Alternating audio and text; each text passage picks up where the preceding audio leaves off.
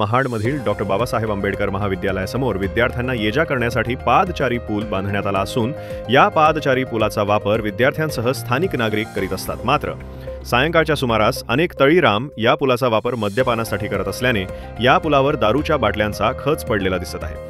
यासोबत सिगारेट पाकिटे, plastic glass, रॅपर्समुळे कचऱ्याचे ढीग तयार झाले आहेत। विशेष म्हणजे या कचऱ्यात कॉन्डोम सुद्धा आढळून आल्याने या पादचारी पुलावर गैरप्रकार देखील सुरू असल्याचा संशय नागरिकांमधून व्यक्त होतोय।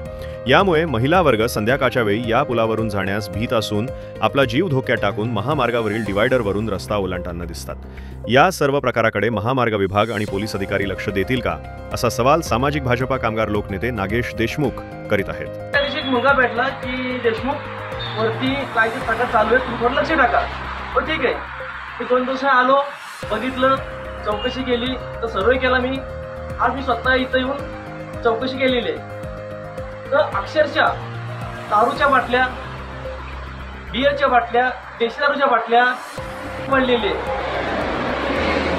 तर ही महाड तालुक्याचे जे अधिकारी आहेत ते काय करतायत, त्यांना हे कसं काय कळत नाही?